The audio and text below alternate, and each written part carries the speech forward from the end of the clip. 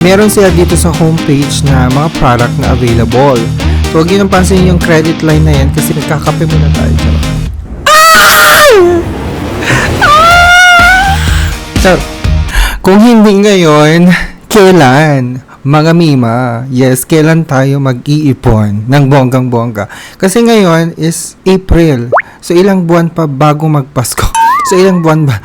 So, marami pa tayong buwan na pagdadaanan bago magpasko. Siyempre, gusto natin pag Pasko, may enough funds. O, di ba? May enough funds talaga or may mga kahandaan tayong paglalaanan. So, kailangan, as early as now, makapag-jipon-jipon na tayo. Marami kasing nagsasabi, may mga thinking yung ibang mga kababayan natin na may mga binabayaran kasi ako, ang dami kong binabayaran. Wala akong panahon sa pag-iipon na yan. Hindi talaga ako makakapag-ipon. So, wala natitira sa aking sahod. Simot agad kapag kasahuran kasi may mga binabayaran tayong mga bills, mga essentials na, tsaka mga non-essentials, hindi ba? So, marami pa tayong mga gastusin.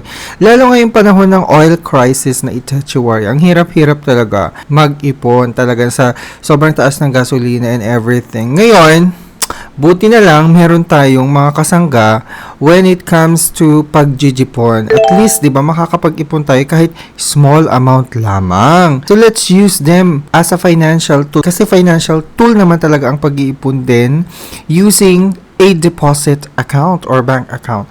So, napakalaga noon na iniisip natin yung future din natin, mga memorya. So, tara na at himay-himay natin itong legit na ipunan na po pwede niyong gawin, mga memorya. At bago tayo mag-jumay-jumay dito sa mga bagong salta at mga first time pa lang dito sa channel na Itechiwaria, don't forget to subscribe sa ating channel. Huwag niyong kakalimutan i-click itong bell na Itechiwaria. I-click mo na yung ganyan yan. Para every time magkakaroon tayo ng ganitong mga video. Kayong unang mag-judge po na ng Chika Bomba Force. And syempre, dito sa channel na ito, nagre-review tayo ng financial products and services, including savings, o diba, ito na nga, credit cards, loans, at mga jola. O diba, Antara? And of course, hindi rin tayo magpapatalo sa SOCMED. Meron din tayong TikTok and Facebook page na po pwede yung i-follow na yan. O, paki-follow na yung mga memorya para updated din kayo sa mga happenings sa aking SOCMED account. So, magsimula na tayo. So, if you already have the app of Salmon, yes, siya po ay si Salmon. So, we're going to review the deposit account ng Salmon. So, may mga iba't ibang product naman talaga si Salmon. Meron silang loan product at meron din silang deposit account na produkto. So, kung wala pa kayong app ni Salmon, po pwede nyo i-download yung app nila using my link. Meron akong link dito sa comment section, sa description ng video na Itechiwaria. At saka, kung binibalak nyo mag-open ng deposit account, dumiretso agad kayo dito sa link ko kasi nga, legit yan. At saka, i-direct agad kayo doon sa process ng pag-open ng deposit account sa kanya. So, syempre, once you downloaded the app na sa App Store or Play Store, meron sila dito sa homepage na mga product na available. So, huwag yun ang pansinin yung credit line na yan kasi nga, hindi pa ako na-approve ng Salmon Credit. So, puntaan nyo lang yung see all available product na yan. Tapos, may mga product loan sila, personal loan, at dito tayo sa time deposit. So, sa time deposit, earn as much as 8% interest and get one of the best industry rates. So, click on get started. Okay?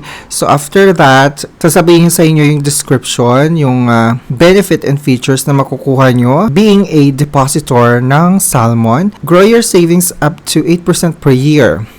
So, you can earn 8% per annum. They have flexible terms, which is you can save for 6 months up to 5 years. So, you can lock in your savings a minimum of 6 months. So, pwede mong i-withdraw after 6 months yan. So, let's say, for example, kakailanganin mo ito sa Kapaskuhan. So, mag-save muna ako para meron akong masayang Kapaskuhan. Hindi ba? So, you still have ilang months. So, today is April, May, June, July, August, September, October, November. So, basically, you still have 8 months.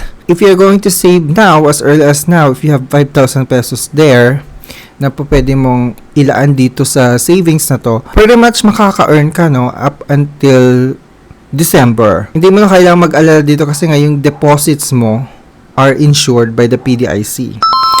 Up to 1 million pesos per depositor. And mind you guys, Salmon Deposit is BSP regulated and insured by the PDIC. Okay, so here's how you can open an account. In just 3 easy steps, you can open an account with Salmon Time Deposit. So you provide the details and verify your ID, and then you set the terms using our deposit calculator and make your deposit, add money to your new account. So, all you have to do is to continue, click the continue. Okay, ngayon, magve-verify ka na. Verify your identity with a face scan. Complete this step to secure your account. Sabi niya, no hats, mask, or glasses. Your face should be clear of obstructions. Get enough light. Make sure you're in a well-lit environment. Keep a straight face. We'll scan your face, not take a selfie. Okay, scan lang yung face niya, tapos start face scan na. Ngayon, ayan siya, ganyan siya. O, diba, Taray? Okay, move closer daw. Hold still. Verify your face scan. O, yun na siya. Napakadali, diba? Tapos, verify mo na yung ID mo. Take a photo of your government-issued ID to confirm it's you. Make sure your ID is not expired. Use only your original ID. Okay? Tapos, ganito. So, all you have to use to sundin mo lang yan, start ID verification. Okay? They can accept passport, postal ID, Unified Multipurpose ID or UMID. Okay, pwede rin Social Security System ID or SSS, PhilSys, at saka driver's license. So, what I'm gonna use is PhilSys, which is the national ID. So, I'm gonna get my ID kasi nasa bag ko siya. Okay, I have my pitaka. Pitaka ng mga cards or IDs. So, I'm gonna use my Siyempre, tatakpan ko yung informasyon. I'm gonna use my PhilSys or national ID. Picturean natin yung ID. So, ganyan siya, teha. Front daw muna, front. Ayun na siya. Sasubmit ko na. Okay. Clear naman siya. So, kailangan din pala ng back. Okay. Na-capture na niya. Ganun lang siya kadali. Tapos, isasubmit ko na din ulit. Okay. So, review ID information. Sabi niya, make sure the information you see here matches, okay, the ID you submitted. So, tago ko muna yung ID ko. PhilSys siya, document number. Ay, ano ba yan? Kailangan pa ng ID number. ID number, lalagay ko yung ID number ko. Alright, so na-enter ko na yung information na required. Yung ID number, tapos yung, syempre may din, kailangan mo pang fill out yung citizenship mo at saka yung mga missing data dito. So, next ko na. Okay, add your current address. So, kailangan ng current address. So, dapat yung current talaga yung ilagay mo dito, ha? Hindi yung previous na address mo or whatsoever. Alright, and of course, choose your source of wealth. Ay, may ganar. So, syempre, employment. Kasi, syempre, di ba? Employed tayo. Tapos, that's about your industry or work. So, yung industry ko is IT. Continue. Do you pay taxes in the US? Syempre, no. Okay. So, time deposit terms. Ito na yung terms niya. Deposit amount. Tapos, yung term niya, may 6 months, may 9 months, 1 year, 2 years, 3 years, up to 5 years yan. Okay, let's see. Let me see. Let's say 5,000, no? Kasi 5,000 ang minimum eh. Okay, between 5,000 pesos to 50 million. Woo! Pwede ba 1,000 lang? Ayaw niya. So, kailangan 5,000 nga. 5,000. So, it should be between 5,000 to 50 million. Okay. So, yung 5,000 na yan, meron akong 6% or 6.06% na interest per year. Makikita mo naman yung value dyan, yung earnings mo, if it's going to be 6 months. Tapos, pag 9 months naman, 6.10%. So, pag pinatagal mo pa yan, lalaki syempre. Up until 5 years. Maganda itong time deposit nila kapag malaki din yung amount na ilalagay mo dito. Let's say 10,000. Diba? Kung may 50,000 ka dyan. Or 500,000. Kapag 500,000, ako, ang laki na yan. Or 1 million. O, diba? May 1 million ka dyan, pautang. Charot. So, syempre, na-approve ka. Let's say, na-approve ka ng loan na 1 million from the bank. i-ano mo muna, ilagay mo muna sa time deposit.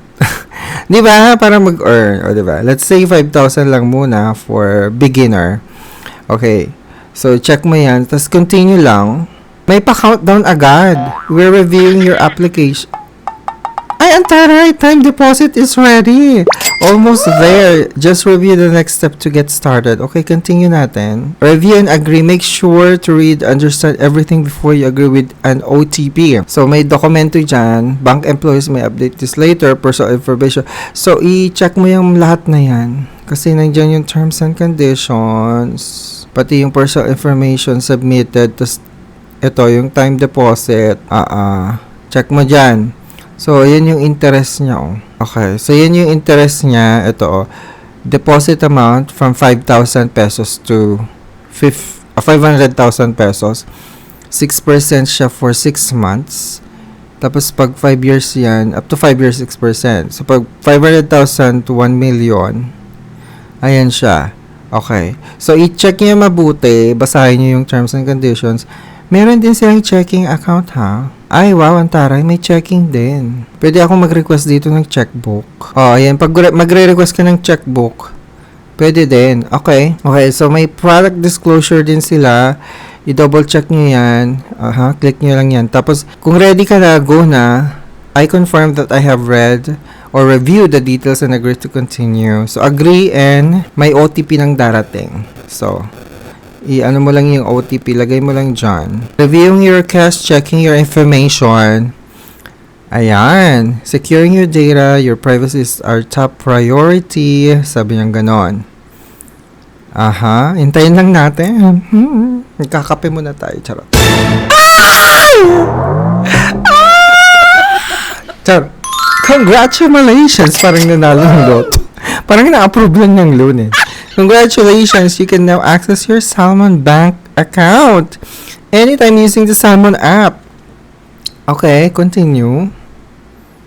Ay, wow, ang taray. Woo! Hi! Hindi lang siya time deposit. Meron din checking account, Teo. Ayan, may checking account din. Pwede ako mag-request ng checkbook. Check. Okay. So, sa checking account, nandito yung account details. Review mo na dyan.